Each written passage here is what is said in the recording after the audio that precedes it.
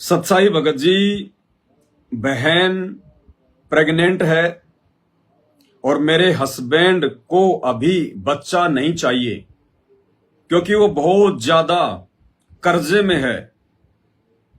क्या मैं उनका साथ दूंगी तो परमात्मा जी से सदा सदा के लिए दूर तो नहीं हो जाऊंगी? कृपया शंका का समाधान करो। ये लो जी, एक बहन के बच्चे नहीं हो रहे, दूसरी के ज्यादा हो रहे हैं, तीसरी कह रही है पेट में बच्चा है लेकिन मेरे पति को नहीं चाहिए, वो बच्चे का अबॉर्शन करवाना चाहता है। मैं उसका साथ दूंगी तो मेरी मर्यादा टूटेगी कि नहीं टूटेगी? ये कोई पूछने की बात है क्या?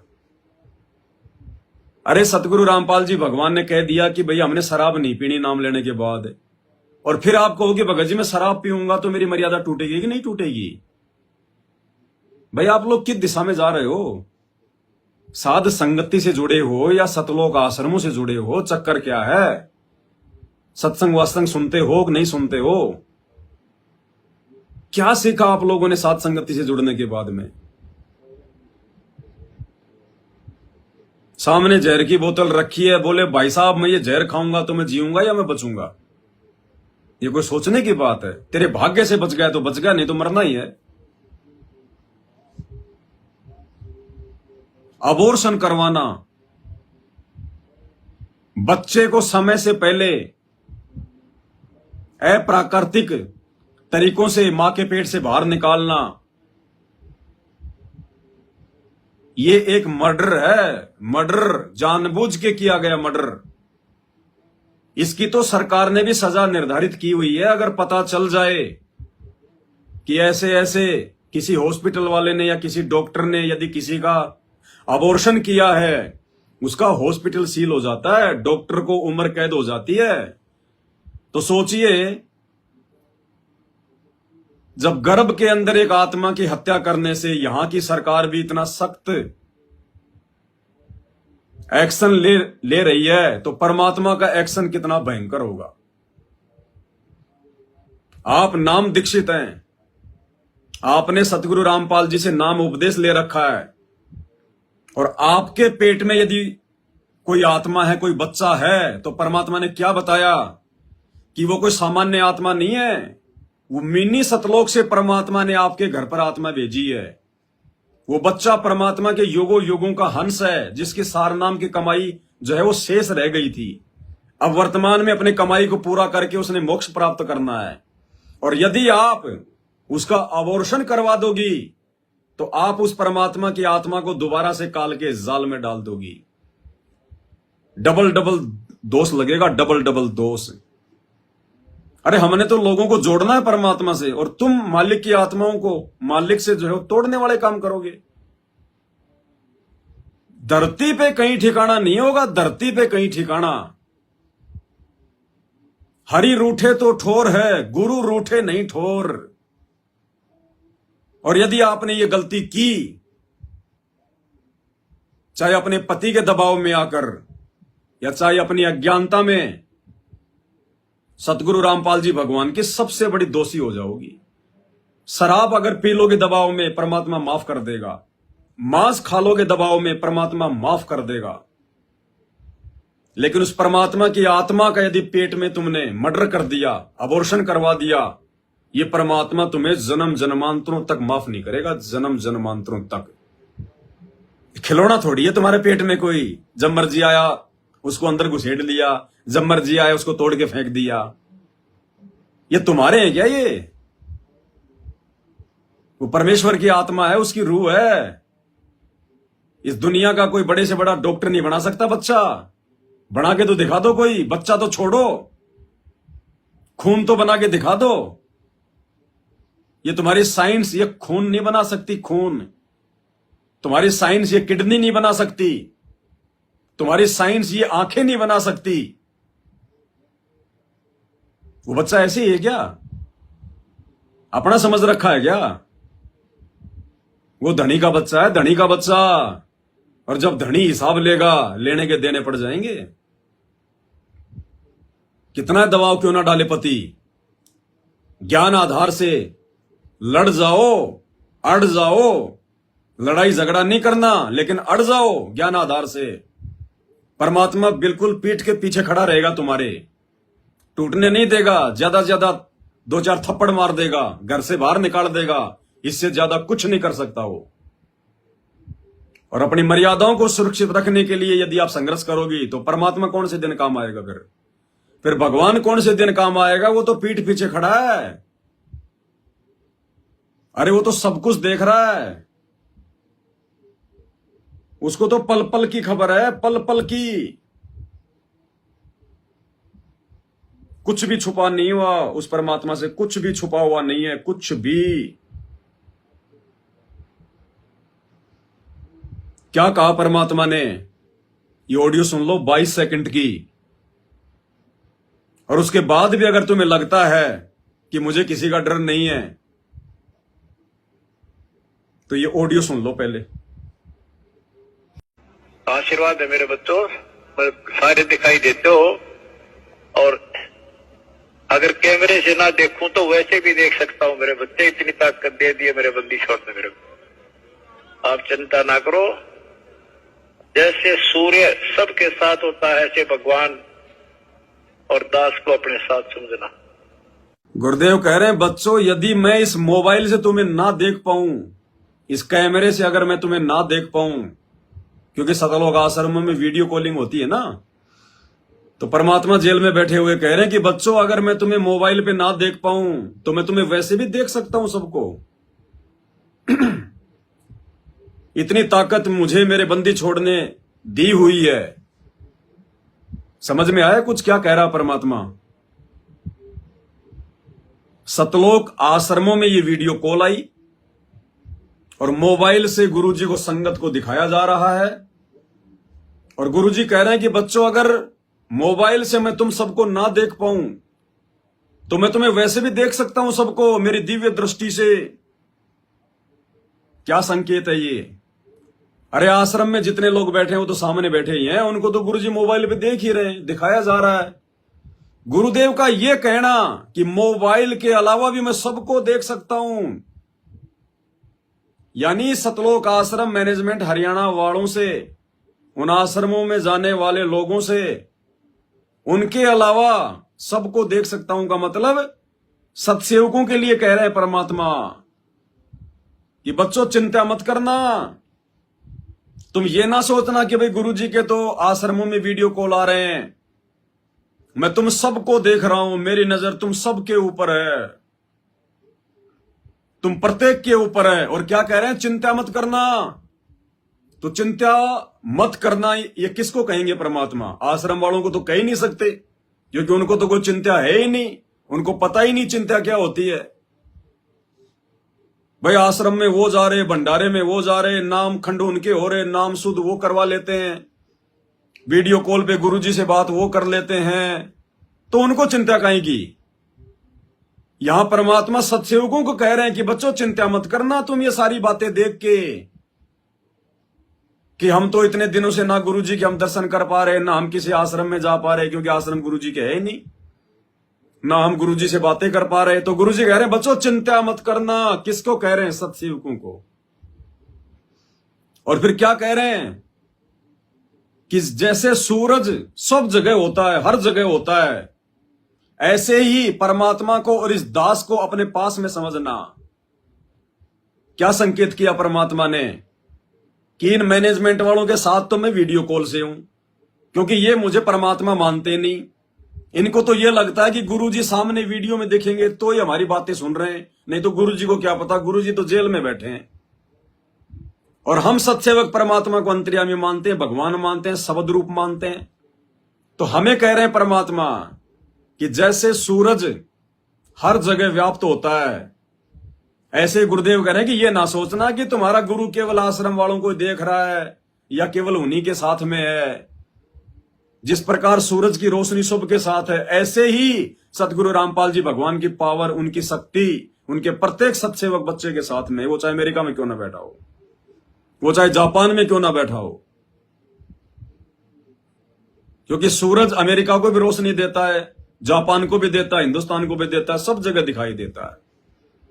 तो ये संकेत किया परमात्मा ने आप और हमारे लिए कि बच्चों चिंता मत करना,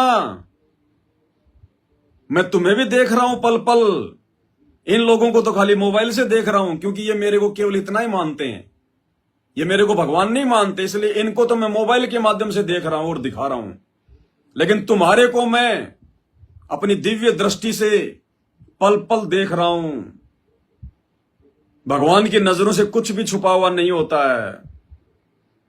और सूरज का उदाहरण देकर कह दिया कि मेरे सत्सेवक बच्चों, मैं पल पल तुम्हारे साथ में हूं, पल पल। ये आप और हमारे लिए संकेत किया परमात्मा ने। दोबारा सुन लो एक बार। आशीर्वाद है मेरे बच्चों, सारे दिखाई देते हो, और अगर कैमरे से ना देखूं तो वैसे भी देख सकता हूं मेरे बच्चे। इतनी ताकत दे दी है मेरे बंदी छोड़ ने मेरे को। आप चिंता ना करो, जैसे सूर्य सबके साथ होता है ऐसे भगवान और दास को अपने साथ समझना। आ गया समझ में? इसलिए बहन जी, वो परमात्मा, वो अंतर्यामी सदगुरु रामपाल जी भगवान अपनी प्रत्येक जीव आत्मा की, वो चाहे मैनेजमेंट वाले हों, आश्रम वाले हों, चाहे सत्सेवक हों, या चाहे जिसने नाम दीक्षा नहीं ले रखी, वो चाहे अमेरिका में बैठा हो, चाहे दूसरे ब्रह्मांड में बैठा हो, परमात्मा सबको देख रहा है। वो भगवान है, वो अविगत है, उसकी गति को कोई जान नहीं सकता। हम 2 कोटि के जीव हैं, हम क्या सोच सकते हैं भगवान के बारे में? कल्पना भी नहीं कर सकते हम तो उसकी शक्तियों के बारे में, उसकी सिद्धियों के बारे में। लेकिन जितना हमारे दिमाग में बात आ जाए उतना परमात्मा हमें बता रहे हैं कि बच्चों सबको देख रहा हूं मैं, और चिंता मत करना। ये मत सोचना कि गुरुजी तो आश्रम वालों के साथ में ही है। अरे परमात्मा तो एक शराबी के साथ में भी है, परमात्मा तो एक भिखारी के साथ में भी है, परमात्मा तो राजा के साथ में भी है। लेकिन है किस रूप में? अगर वो राजा, वो भिखारी, वो शराबी, यदि वो भगत है तो परमात्मा फिर भक्ति आधार से उसके साथ में है। और यदि वो भगत नहीं है तो उसके पिछले जन्म के संस्कार से परमात्मा उसके साथ है। आज राजा अगर राज कर रहा है तो अपने बलबूते पे नहीं कर रहा, परमात्मा की शक्ति है उसमें। तो परमात्मा तो सबके साथ है। तो मर्यादा तोड़ के आश्रम में लोग बैठे हैं, उनकी बैटरी चल रही है, उनके संस्कार काम कर रहे हैं। अरे कहते हैं राम किसी को मारे नहीं, मारे तो हत्यारा राम, अपने आप ही मर जाएंगे ये कर कर खोटे काम। समय आने पे देखना इनकी दुर्गतियां, जो मर्यादा तोड़ के भक्ति कर रहे हैं, जिनको लगता है कि गुरुजी के तो आश्रम में वीडियो कॉल आते हैं, गुरुजी बड़े खुश हैं,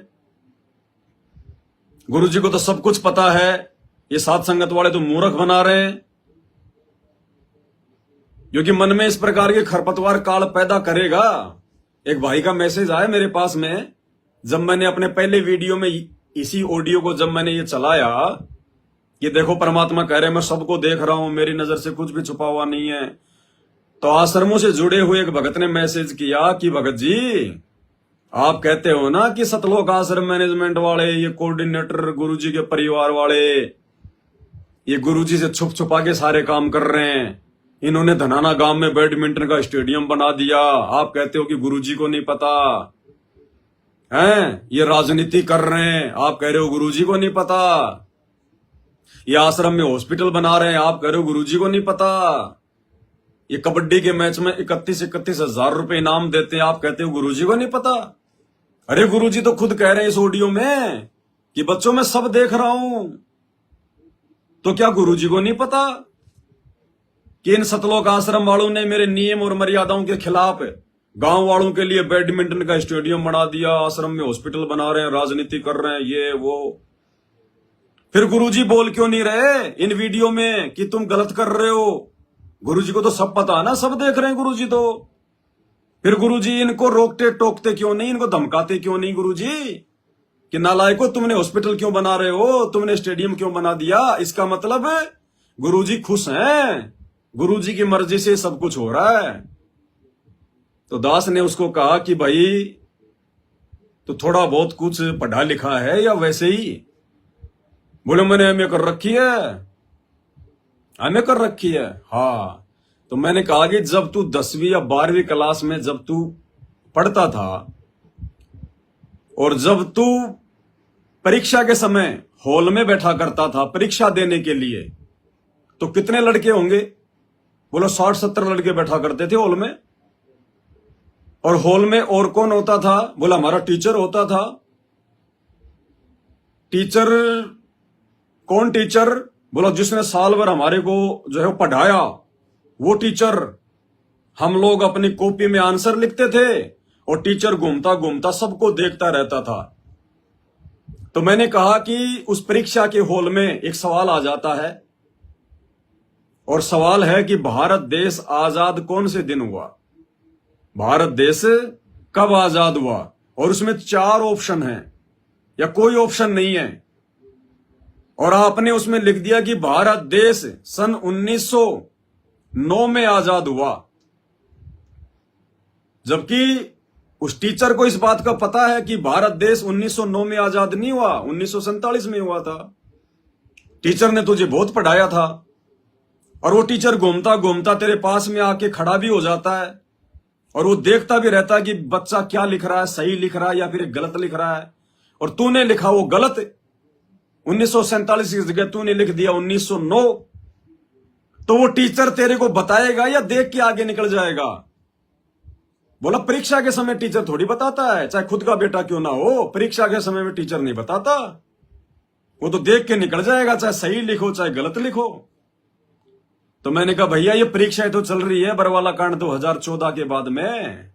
अरे हम विद्यार्थी हैं, और हमारे पूज्य गुरुदेव सतगुरु रामपाल जी हमारे गुरु हैं, ये टीचर हैं।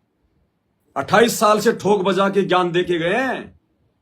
अब हिसार की छोटी जेल में बैठ के हम इस काल की इस बड़ी जेल में हम जो कैदी है ना, हमारी रहनी करने को देख रहा हो। ये परीक्षा का समय है, वो किसी को टोका टाकी नहीं करेगा। अगर उसने टोका टाकी करनी होती तो फिर 28 साल से इतना ज्ञान देने की जरूरत नहीं थी। परीक्षा का मतलब क्या हुआ? फेल करना और पास करना। तो टीचर अगर खुद ही परीक्षा में अगर मदद वो करेगा तो वो टीचर नहीं होता, वो उस बच्चे का जो है वो दुश्मन होता है। जो परीक्षा के समय में जो बच्चे को जो नकल करवाता है वो बच्चों का दुश्मन होता है। अगर असल में कोई टीचर होगा और उसका खुद का बेटा भी यदि वो गलत लिख रहा होगा, उसको भी नहीं बताएगा।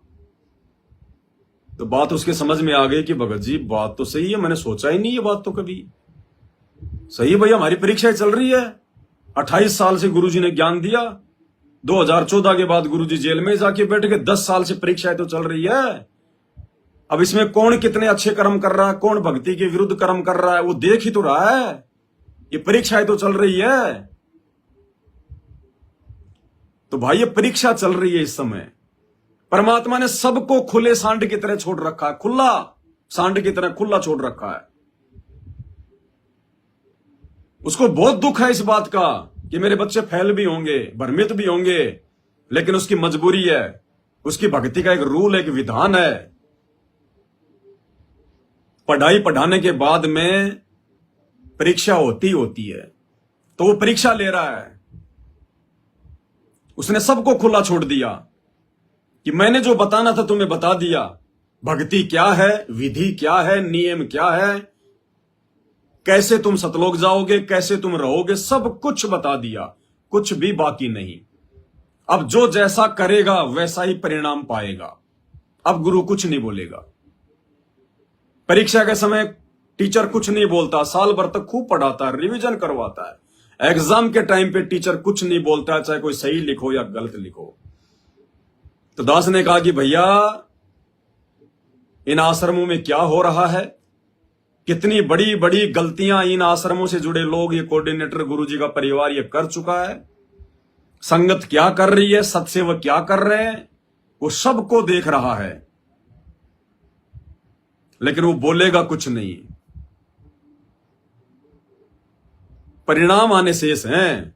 समय आने पर उसका परिणाम आएगा, तब पता चल जाएगा कि मैंने क्या किया और उसने क्या किया, सत्सेवकों ने क्या किया और आश्रम वालों ने 10 साल में क्या किया।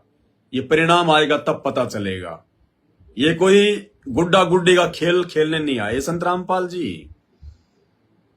कि वो 27 साल से लोगों की गालियां खा खा के जेल में बैठ बैठ के गुंडा बुंडा कहलवा के वो तो दिन रात ज्ञान देता रहे। और तुम उसके पीछे से उसके ज्ञान की जो है मतलब कि धजिया उड़ाते रहो। आने दो समय, ये सबसे बड़ा जज है। ये जब निर्णय करेगा ना तो सुई की नोक जितनी भी त्रुटि नहीं मिलेगी। हम सत्सेवक 10 साल से गालियां, जेल, लठ, धमकियां, संघर्ष फालतू में नहीं सहन कर रहे।